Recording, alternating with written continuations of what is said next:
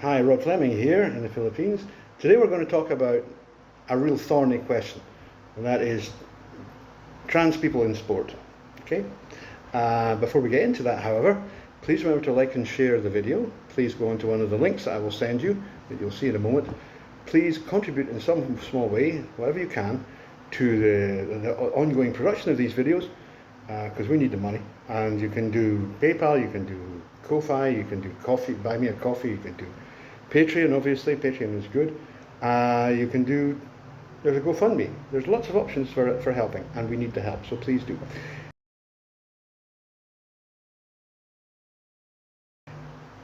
Anyway, trans people in sport. This has become a thorny problem, and it's obviously moved slightly up the news agendas because we're coming up to an Olympics, which may or may not happen, but never mind. And we have a number of cases in recent years where trans women, that is born male, have absolutely swept the boards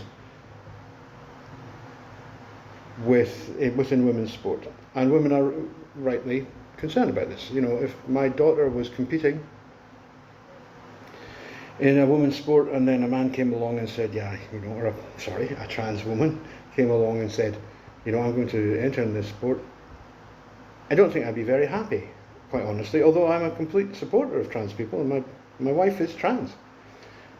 I think it's unfair. And I hark back to what Martina Navratilova said a few months ago, and she said it's unfair for someone who has gone through a male puberty to compete against females. And I absolutely think that that's correct.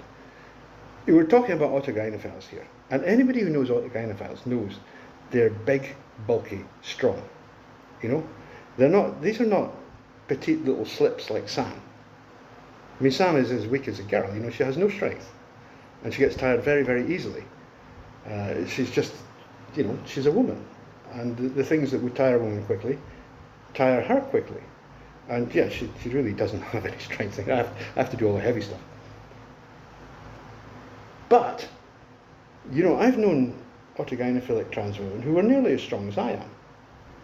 And putting them up against natal girls who were born girls, it's just not fair. I'm sorry, it just isn't. And you can call me transphobic as you like, and I will call you a liar, because I do everything I can to support trans people.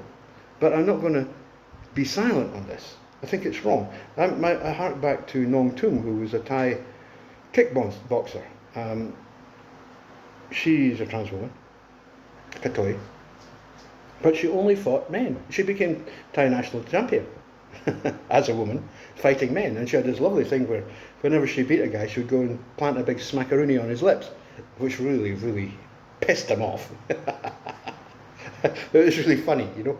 A very earthy sense of humour going there. And there's other cases of trans women who compete against men, and some do very well, you know.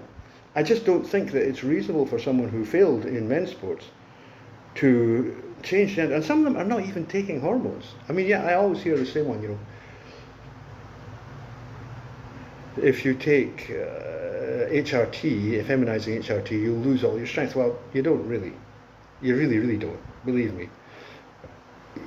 Somebody who's already, you know, 6 foot tall and pretty muscly, yeah, they might lose some upper body strength, but they're still going to be way stronger than a 5 foot 4 inch woman. There's just no way around that one. And so, you know, Fallon Fox fractured her opponent's skull. She actually gave up MMA after that happened. Quite rightly, it's not reasonable. You know, it's just not reasonable. And I think that while it's fine to accommodate people and to say, look, you know, we understand and we will give you the support we can. And like I say, my wife is trans. I totally support her. We can't at the same time say, well, you know, let's just chuck women under the bus. I don't think that's fair. I think my mother would have been absolutely furious about that, and my daughter wouldn't be very happy either. And I think we have to, you know, basically